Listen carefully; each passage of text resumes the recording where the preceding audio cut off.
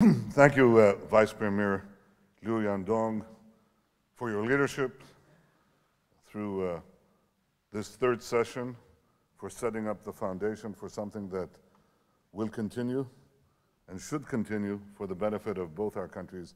I want to also express my appreciation to our common delegations of distinguished ministers, Israeli and Chinese, and colleagues, for the Israeli business community that is here, who are carrying out, in effect, the substance of the advances that we and the cooperation that we want to see flourish. We are celebrating here today 25 years of China-Israel relations. They've been extraordinary. This quarter of a century, we've seen tremendous changes in China and in Israel and in the Chinese-Israeli relationship, which sets a mark and an expectation for the next 25 years. I told the Vice Premier that I came to China for the first time 20 years ago. And what I saw on the streets of Beijing were bicycles, a lot of bicycles. What a change.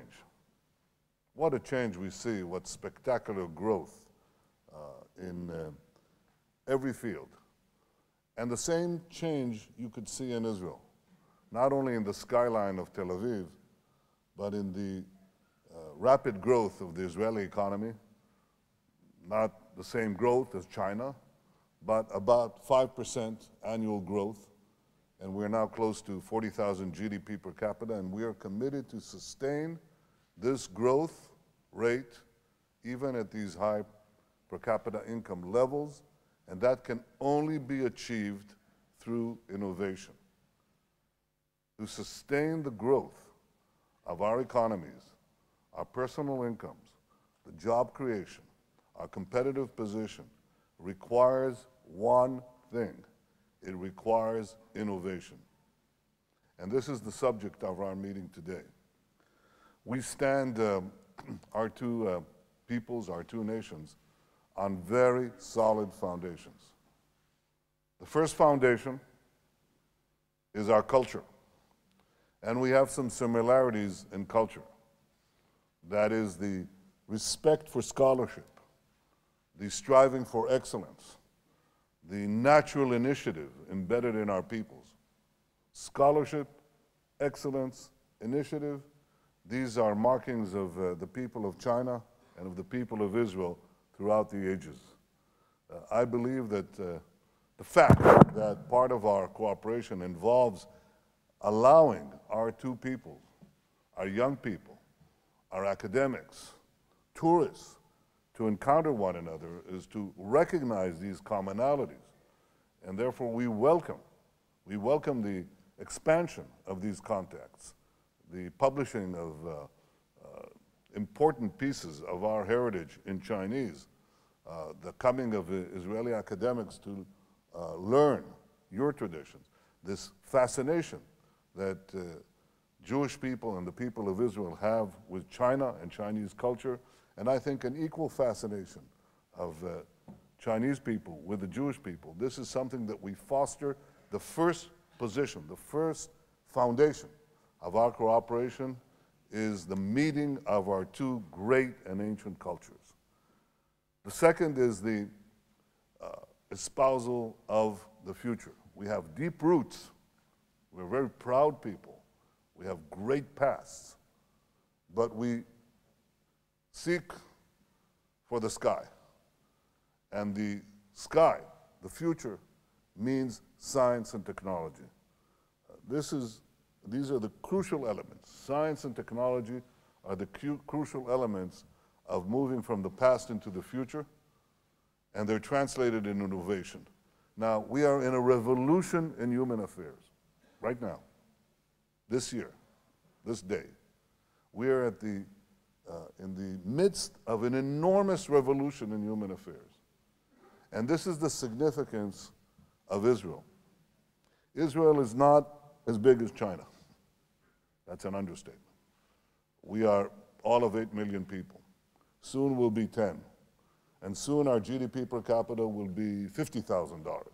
So our economy will be $500 billion GDP. Not tiny, not even small, but this is not the significance of Israel. The significance of Israel is that it is a global technological hub. And this hub, this technology, can help change the world. And I believe is the source of the great potential for cooperation between Israel and China and the significance of this Joint Committee on Innovation. I want to give 3 areas where we are changing the world. The first area is water. We've always had problems of water in the Middle East. We had wars on water. But we don't have a problem of water anymore because we make water through desalination, or we make water through waste reclamation. We reclaim almost 90% of our wastewater. The next runner-up, Spain, is about 20%. We have drip irrigation. We have technological controls to prevent leakage. And other means, we don't have a water problem. We need water. For the growing population of the world, the growing population of China, we are ready and eager to cooperate with you on water. And Vice Premier, we accept readily your proposal for pilot projects. All the proposals that you made, I think, are important, and we're eager to pursue them. I give the example of water because it is the one element of life. We need it. But there's the other one. That's health. Because we are now at the meeting ground between big data, connectivity, and artificial intelligence, it is possible to increase longevity and to reduce disease and to tailor preventive medicine on a vast scale without the enormous resources that were once necessary to give health to our peoples. This is called digital health. We in Israel have data, medical data, computerized data for every citizen of Israel, and therefore it's possible for us to design systems that enable us to give treatment in advance or to prevent diseases before they occur for a vast number of population. Our population is small, but we can do this. We can do more with less given this technology. And this is something that I think could be shared with China to tremendous advantage for both our peoples. Third example is transportation. Transportation obviously is something we all must do, but transportation creates air pollution, it creates great problems, and it's not particularly efficient. The way we drive our cars, the way we invest in these huge machines that 90% of the time, 95% of the time do nothing. They stand in place. There are now new systems. The idea of capsule cars, the ideas of driverless cars, the ideas of using crowdsourcing for managing traffic and reducing it. This is something that we have developed in Israel, a company called Waze that was sold to Google, but now another company, Mobileye, that was sold to Intel. They're all developing the new transportation that will at once make transportation more efficient and less polluting and less costly on energy. We believe that this is the wave of the future. I give only 3 examples: water, health, transportation, but you can multiply this again and again and again. And we in Israel are eager to share with China the fruits of this technology, science and technology, that can better the lives of all of humanity and of our 2 peoples. The same is true of the production of proteins through marine agriculture and many, many other areas that I believe are before us. The reason I mention all of this is because in addition to our cultural heritage that we are learning from each other, in addition to science and technology that we are promoting through this important committee, there is a third way to move science and technology, the most rapid way to move innovation. Building on these 2 steps is through business cooperation.